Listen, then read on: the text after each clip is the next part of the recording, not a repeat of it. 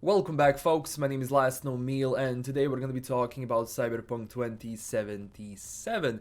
Now, to be more precise, today we're going to be taking a look at the investors call which happened yesterday, because also yesterday we had a financial report for the first half of 2020 for CD Projekt Capital Group. Of course, they did have a Q&A, as I said, where they answered some questions about the multiplayer, about the future content of Cyberpunk, so we're going to be going through all of that today, and huge thanks to Jack Jake for actually pulling out this info from the investors call. I'm going to leave a link to his Twitter down below so you can check him out, so let's get into it.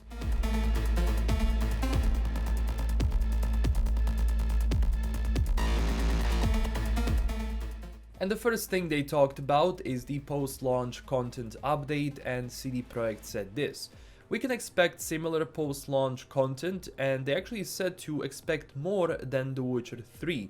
All post-release content, DLC and expansions will be revealed before the launch of Cyberpunk 2077, and they will be described fairly soon.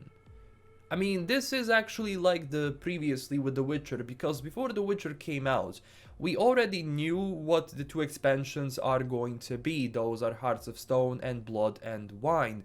Now, we didn't have, the exact information what those expansions are going to be in detail, but there was a short synopsis where they kinda explain what they're going to be about, along with the prices, if I'm not wrong. I think the prices for The Witcher 3 expansions were available straight away, and you could actually bought the full package, which was of course cheaper than buying every single expansion separately.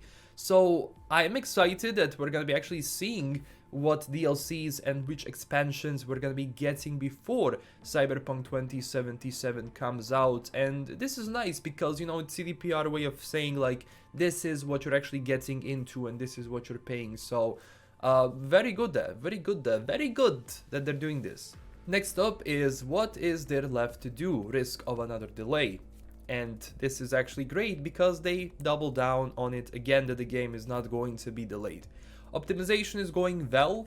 The game looks stunning. They will continue working on optimization until launch. Currently they are very close to sending final build of Cyberpunk 2077 to final certification. This is something I talked about before when I said that the game is not going to be delayed anymore.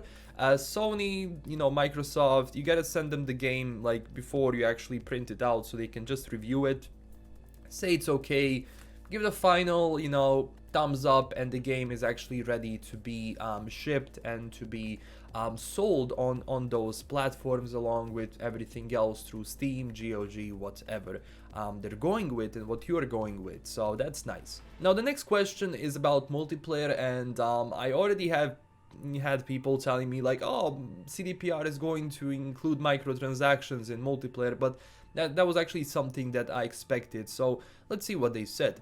Cyberpunk 2077 multiplayer will have microtransactions, but it won't be aggressive. They asserted that they will treat their fans fairly. Their goal is to design monetization in a way that makes people happy to spend money and not is forced to. It's about giving the feeling of value that is given in single player games. I like the way they're going with this. I mean, so far we still don't know what that multiplayer is going to be, and we still don't know how are they going to handle monetization and microtransactions. It could be skins, it could be some packages that later you have to do a quest to get certain things from that, from the thing you bought from the store. So it will definitely be interesting how they go with it, and I'm glad that they're actually like, taking a step back and saying, look, we know that microtransactions are bad. We know that it's actually sometimes a necessary thing to do because it's multiplayer. You have to maintain the servers, you have to pay people, you have to have enough money so that you can actually create content updates for that multiplayer. So of course, I'm okay with microtransactions for as long as it's not predatory and for as long as it's not gambling. My stance on that stays for everyone. It doesn't matter which company it is. Personally, I have no problems with certain microtransactions for as long as I'm not forced to buy them to actually continue playing the game, or if people have a huge edge over me, for example, if they spent a lot of money. So for me, that's bad. I think people will spend money on Cyberpunk multiplayer, and even if it's not too aggressive, people are going to spend money because, you know, people want this stuff, and at the same time, people will probably reward CDPR for not, you know, going into full aggressive mode. But the thing is, people buy and use, you know, microtransactions all the time. EA, Activision, they make millions and millions and millions. Even this year, they made millions from people, you know, getting their money into microtransactions. So for as long as you do it nicely, I believe people will be happy. And from everything that they did in Gwent, because Gwent does have microtransactions, like, it's not needed. It's not... I've been playing Gwent. I mean, I'm not playing Gwent too long, but for as much as I've been playing it, the game is okay. Like, I didn't feel one time that I had to go and buy a keg or something so I could beat someone. No, every time that I lost, it was because I was bad and the person was better, you know, or someone was playing a meta, but still, yeah. But this is the way that multiplayer is going to be handled. Again, expected to have microtransactions. We'll see how are they actually implemented. Now let's talk about next gen. Now we already talked about this. Next gen Cyberpunk 2077 edition will be done internally and not outsourced by another company. The game will be playable day one on next gen consoles and will already be enhanced compared to current gen consoles. So as I said, you get a patch straight away. It's going to enhance the game a bit, and then later when they release the PlayStation 5 version of Cyberpunk and they release the Xbox Series X version, you're gonna be getting that as a part of the free update, which you basically get that version as if you bought the game. It's like that. A free next-gen patch will come in 2021. Again, something I talked about before. Now, Cyberpunk 2077 next-gen in the Eurozone will still cost 69.99 euros. Yes, actually, those things do cost more here. It is what it is. And the Cyberpunk 2077 next-gen in the US will still cost 59.99. So the prices on that, I guess, are staying the same. We saw that a lot of companies are now pushing higher prices. CDPR is keeping the prices as they are. So we'll see. We'll see how this continues in the future. But regarding CDPR, I doubt they will increase the prices again. But yeah. 69.99 is a hefty price, but it is what it is in the Eurozone, sadly, in the Euro theater. Now, next thing we're going to talk about is digital versus physical and discounts. And they said this: expect digital sales to be higher due to their nature, or, you know, digital being unlimited compared to physical's limited stock.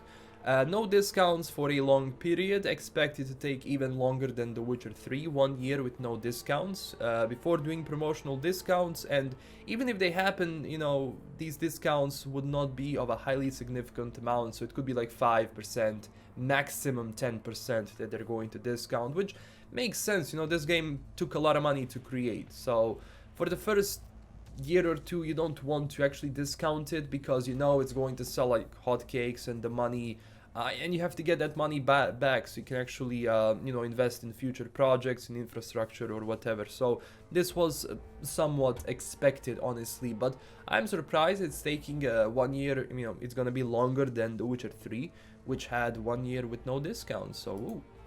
Now, next thing is delay marketing and future investments, and they again double down on their stance that the game is coming out in November, and they said this: 19th of November is the only day we have, and we will deliver. I don't see any chances to have another day. The main marketing push will be a couple of weeks before and after the release of the game. The push will be the biggest that they ever did. The scope of campaign is at least 3 times bigger for what they had for The Witcher 3. Marketing budget for Cyberpunk is dynamic and shifts depend on multiple factors, which is great. If you have a dynamic marketing mix, you're always gonna be one step ahead. And Cyberpunk money will be spent on future projects, Witcher, company expansion, dividends, and other investments, which is gonna be really cool.